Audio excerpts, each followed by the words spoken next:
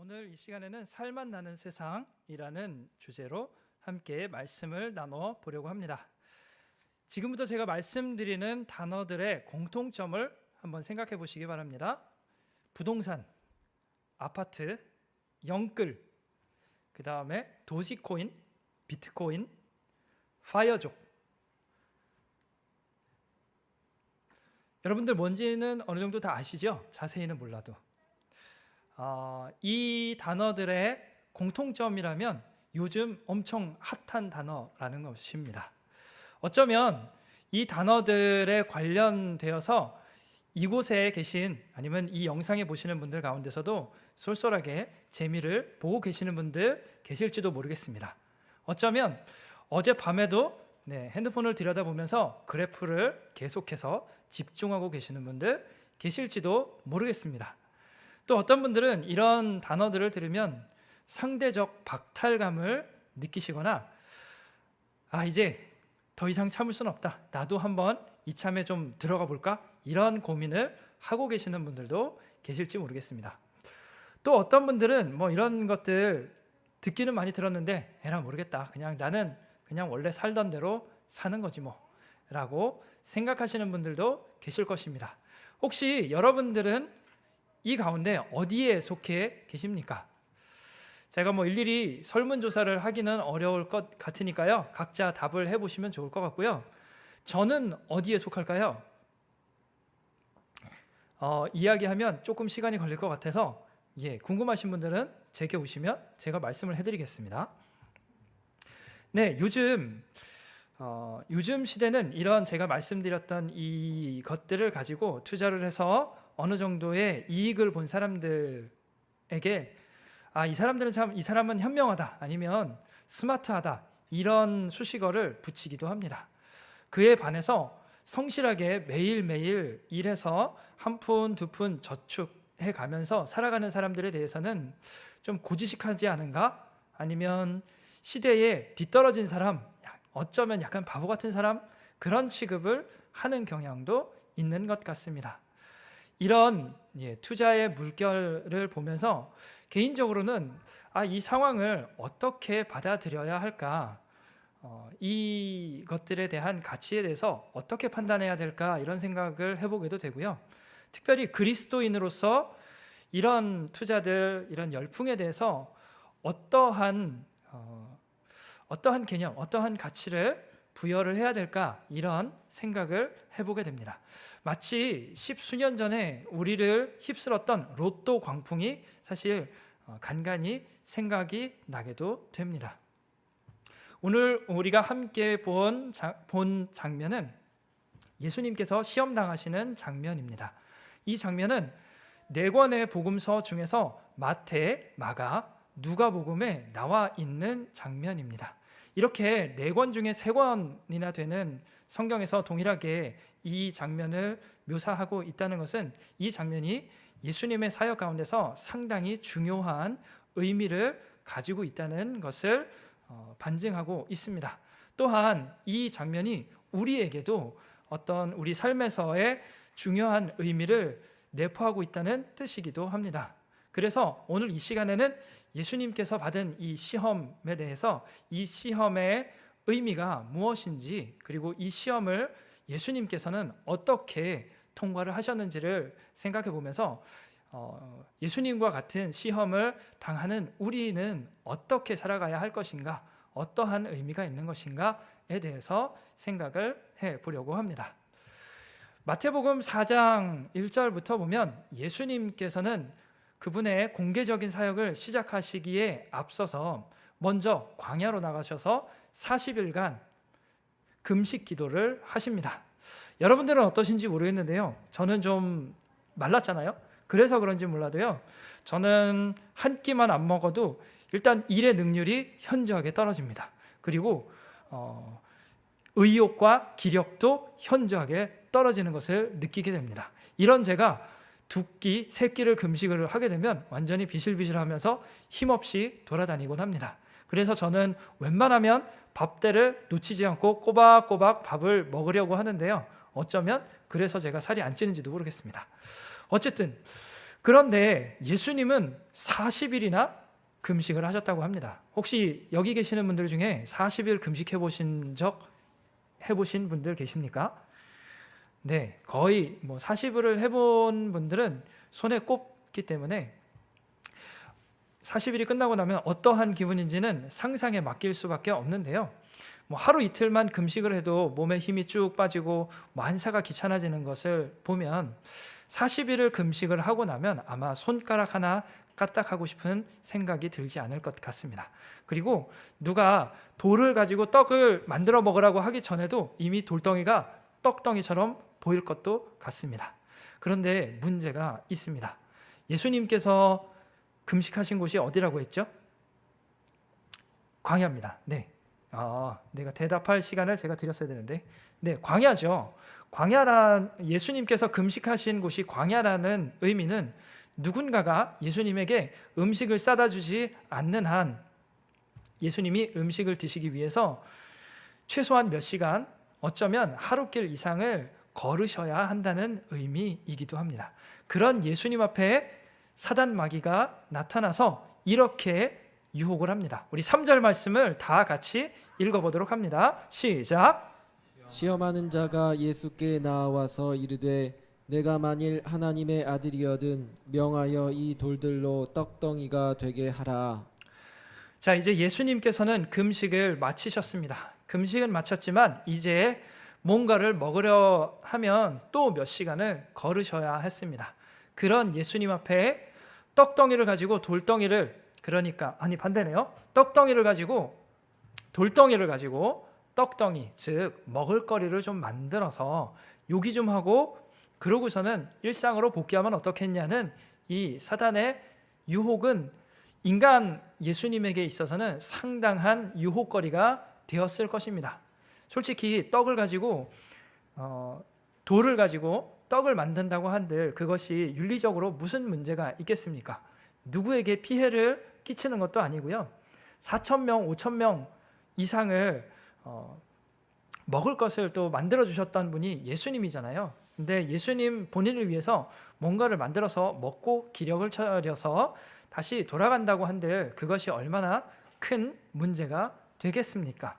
그런 마음을 마귀는 움직이게 된 것입니다.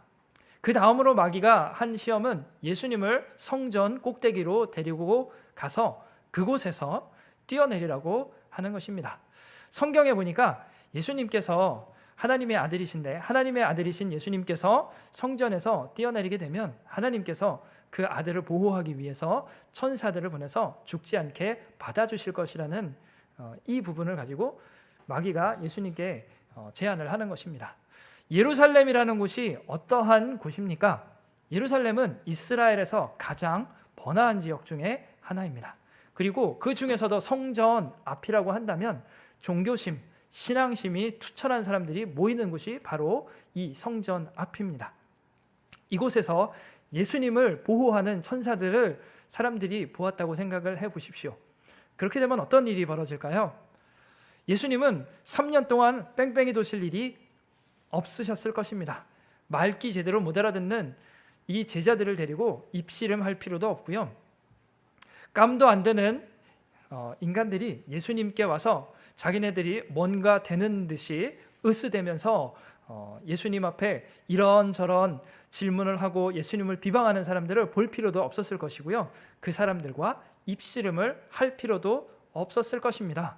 그냥 한 번에 하나님이 어떤 분이신지 그리고 예수님이 어떤 분이신지 증명할 수 있는 것이 바로 성전 퍼포먼스였던 것이지요.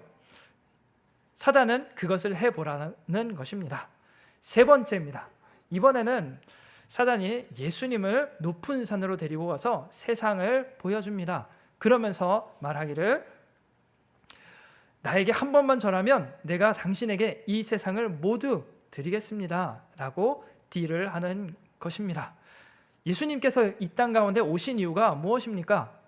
예수님께서 이 땅에 오신 이유는 사단의 권세 아래 놓여 있는 이 세상을 다시 하나님께로 되돌려 놓기 위함 아니었겠습니까? 그런데 사단이 이야기를 합니다. 나에게 절 한 번만 하면 내가 이것을 다 당신에게 다시 주겠습니다 라는 것입니다. 존심 좀 상하긴 하지만 사단에게 머리 한 번만 숙여준다면 예수님은 세상을 갖게 되고요, 세상은 어깨에 힘 한 번 줄 수 있는 그런 상황이 벌어질 수도 있습니다. 여러분 생각을 해보세요. 우리가 세상살이를 해가면서 자존심 구겨야 할 일이 얼마나 많습니까? 나의 자존심보다도 우리 가족이 중요하기 때문에, 나의 자존심보다도 나의 아들, 딸들이 더 중요하기 때문에, 어쩌면 나의 자존심보다도 내 앞에 있는 더 밝은 미래를 위해서 우리는 종종 비굴하게 머리를 숙일 때도 참으로 많습니다. 인생에 한두 번밖에 없지는 않을 것입니다. 그러니 예수님께서도 정말로 이 세상을 원하신다면 혹시 받아들여 볼 만도 한 제안 아닐까라는 생각을 하게 만드는 유혹 아닐까 싶은 생각이 듭니다. 물론 그 대상이 사단이기 때문에 좀 깨림직하긴 하지만요, 그래도 세상을 얻는데 한번 해볼 만하지 않습니까? 혹시 여러분들 이 이야기를 들으시면서 마음 불편한 분들 계실지 모르겠습니다. 그런데요, 오해는 하지 마시기 바랍니다. 지금 제가 하는 이야기는 예수님께서 이렇게 하셔야 된다고 이야기를 하는 것이 아니라, 그렇다고 마귀를 변호하자고 하는 것도 아니라는 것을 이미 여러분들은 눈치를 채셨으리라 생각이 듭니다.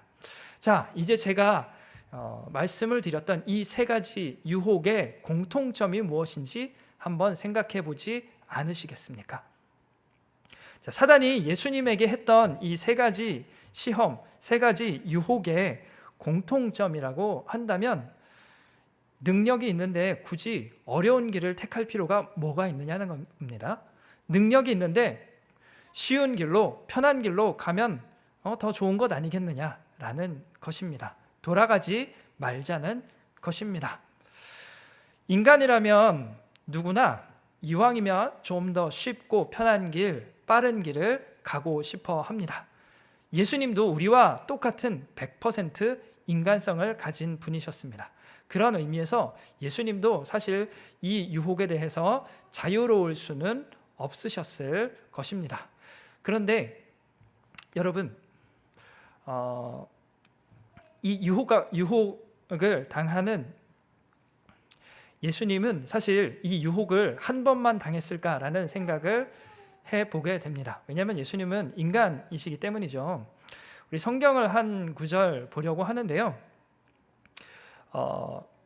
마태복음 26장 36절에서 39절 말씀도 우리 함께 한 목소리로 읽어보셨으면 좋겠습니다. 마태복음 26장 36절에서 39절 말씀 우리 한 목소리로 읽겠습니다. 시작. 이에 예수께서 제자들과 함께 겟세마네라 하는 곳에 이르러 제자들에게 이르시되 내가 저기 가서 기도할 동안에 너희는 여기 앉아 있으라 하시고, 베드로와 세베대의 두 아들을 데리고 가실새 고민하고 슬퍼하사 이에 말씀하시되 내 마음이 매우 고민하여 죽게 되었으니 너희는 여기 머물러 나와 함께 깨어 있으라 하시고, 조금 나아가서 얼굴을 땅에 대시고 엎드려 기도하여 이르시되 내 아버지여, 만일 할 만하시거든 이 잔을 내게서 지나가게 하옵소서. 그러나 나의 원대로 마시옵고 아버지의 원대로 하옵소서 하시고. 아멘.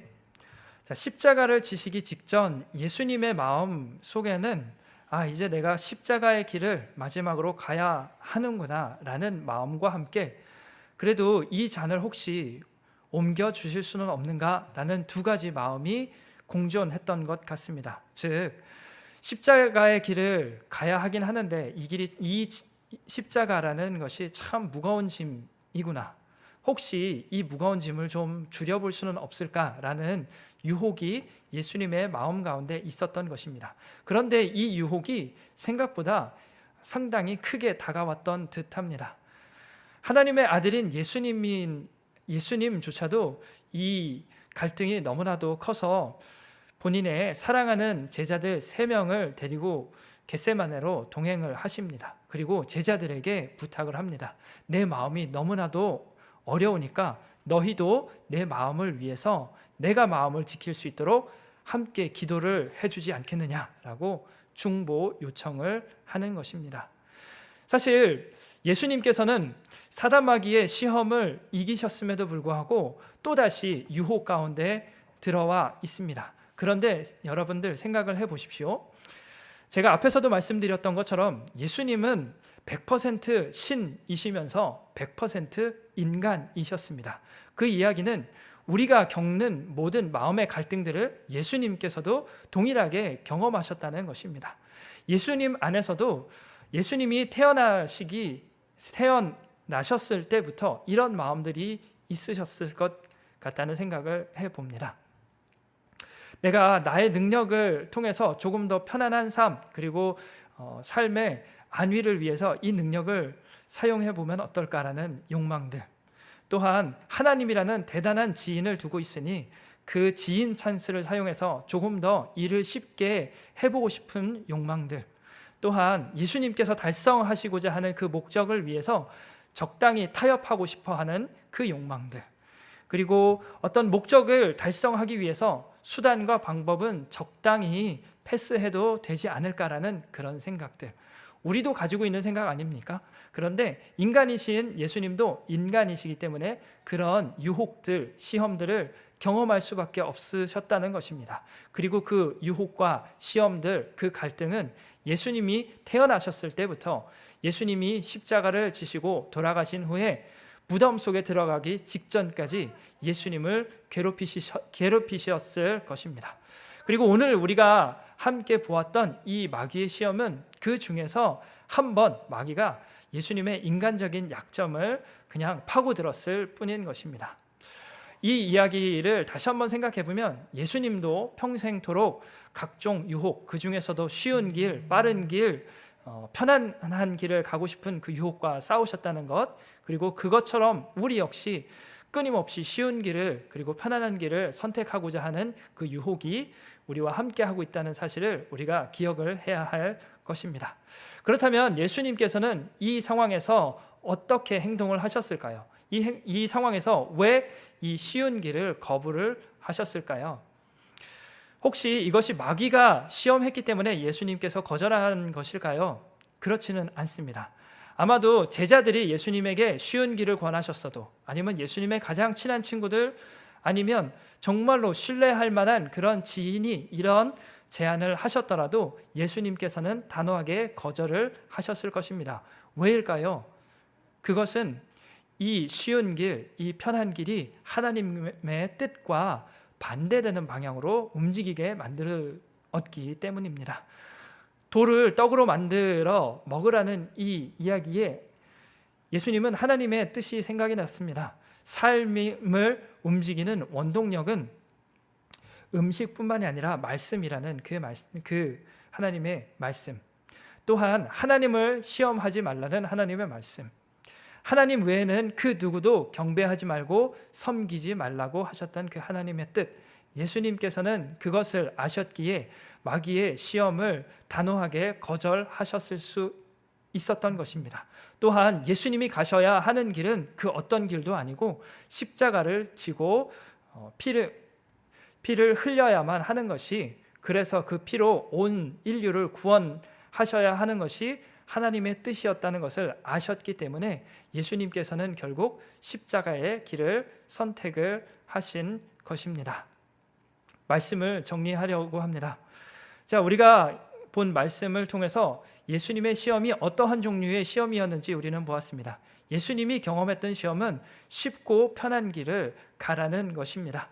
능력이 있는데 어려운 길을 갈 필요가 뭐 있느냐는 것이었습니다.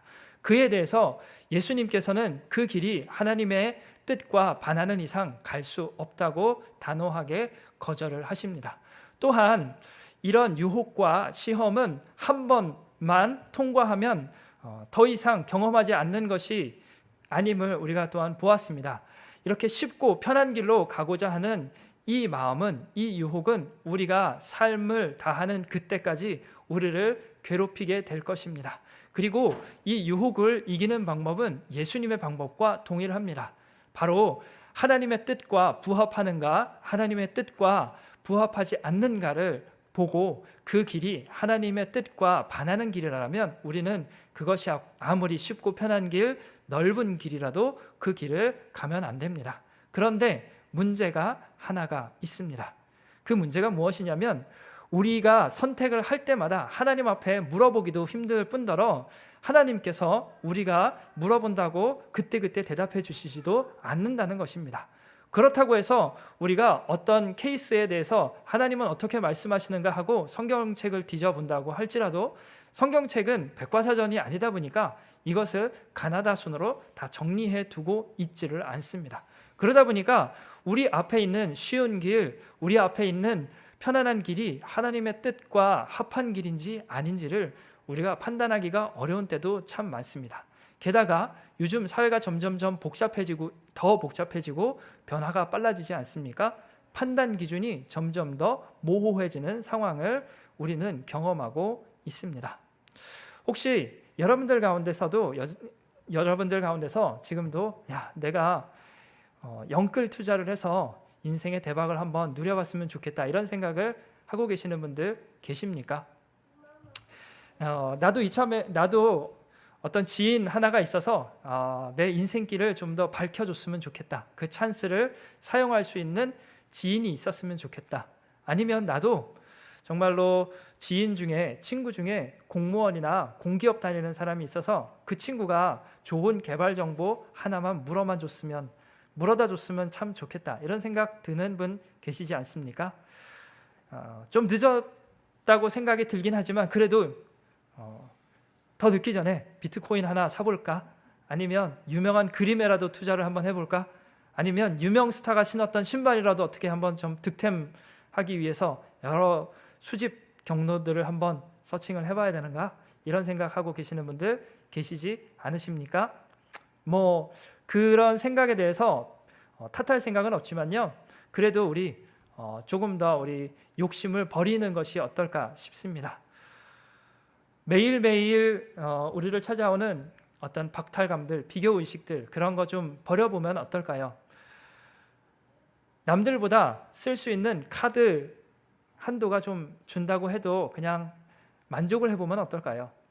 당장 이번 달에 갚아야 할 대출 상환금이 많아서 걱정이 되더라도 그래도 욕심을 좀 버려보면 어떨까요? 그리고 바보 같다고 생각할지라도 사람들이 너무 대쪽 같은 거 아니냐? 고지식한 것 아니냐라고 이야기할지라도 느리더라도 그냥 정도를 가보는 건 어떻겠습니까? 사실 정도를 가는 삶, 정직하게 사는 삶이 성공을 보장해 주지는 않습니다. 어쩌면 성공과는 우리를 멀어지게 만들지도 모르겠습니다. 그런데 말이죠, 이렇게 정도를 가는 사람들이 많으면 많을수록 이렇게 정직한 삶, 성실한 삶을 사는 사람들이 많아지면 많아질수록 사실 우리의 사회는, 우리의 삶은 좀 더 살맛나는 삶이 될 수가 있습니다. 꼼수를 줄이고 지인 찬스도 점점 줄여보고 그러다 보면 박탈감도 사실 좀 더 줄어들 수 있기 때문입니다. 그리고 이 길이 하나님께서 기뻐하시는 길과 가깝다고 제가 말씀을 드렸잖아요. 결국 이렇게 정도를 가는 사람들이 많아지면 많아질수록 하나님의 통치, 하나님의 뜻이 더 많이 이루어질 수 있는, 그리고 더 기준점이 되어지는 사회를 만들 수가 있습니다. 이런 사람들이 많아지면 많아질수록 점점 우리는 먼 미래에 경험할 수밖에 없는 그 천국의 삶을 조금 더 앞당겨서 맛볼 수가 있습니다. 어떤 정치 평론가는 요즘의 시대 정신을 공평과 정의라고 이야기하는 것을 들었습니다. 여러분들, 공평과 정의, 그런 사회는 어떻게 만들어질까요? 어떠한 특별한 능력 있는 정치가들 아니면 통치자에 의해서 만들어질 수 있을까요? 그럴 수 없습니다. 왜냐하면 우리 중에 누군가는 지인 찬스를 쓸 수 있고요. 우리 중에 누군가는 개발 정보를 알고 있는 지인이 있을 수 있습니다. 누군가는 꼼수를 쓸 수 있는 능력이 있고요. 또 누군가는 어떤 길이 쉬운 길인지, 돈이 어떻게 흐르는지가 눈에 보이는 사람들이 있습니다. 사실 이런 모든 것들을 차단할 수는 없는 길이거든요. 그런데 내가 지인 찬스가 있더라도 그 찬스를 사용하지 않고, 그리고 어떤 사람이 개발 정보를 준다 할지라도, 아니면 내가 어떤 대박을 낼 수 있는 비밀스러운 정보를 가지고 있을지라도 그 정보를 사용하지 않는다면, 돈의 흐름을 알고 어떻게 하면 쉽게 돈을 버는지 안다고 할지라도 성실하게 정직하게 일하는 사람이 많아지면 많아질수록 그 사회는 조금 더 공평해지고 정의로운 사회가 될 수가 있습니다. 여러분, 우리로부터 시작해야 합니다. 한 사람 한 사람이 모여야 정의로운 사회, 공평한 사회가 만들어질 수 있습니다. 하나님의 뜻을 따라가는 사람이 1명, 2명, 3명 늘어가면 늘어갈수록 하나님의 나라는 점점 더 확장되어질 수 있고요. 하나님의 뜻이 이 사회를 움직이는 기준이 될 수가 있습니다. 우리부터 시작을 해야 됩니다. 여러분, 우리 한번 같이 이러한 사회를 만들어 보면 어떻겠습니까? 살맛 나는 세상, 우리 하나님의 뜻이 현실로 이루어지는 그 사회를 우리 같이 만들어보는 여러분들 되시면 어떻겠습니까? 우리가 이런 사회를 함께 만들어감으로써 조금 더 공평하고 조금 더 정의로운 사회, 그리고 조금 더 하나님의 통치가 기준이 되는 그 사회를 함께 만들어 보셨으면 좋겠습니다. 우리 이 시간에 함께 말씀하시면 우리 이 찬양하면서 우리 결단하고 또한 기도하는 시간 가지기를 소망합니다.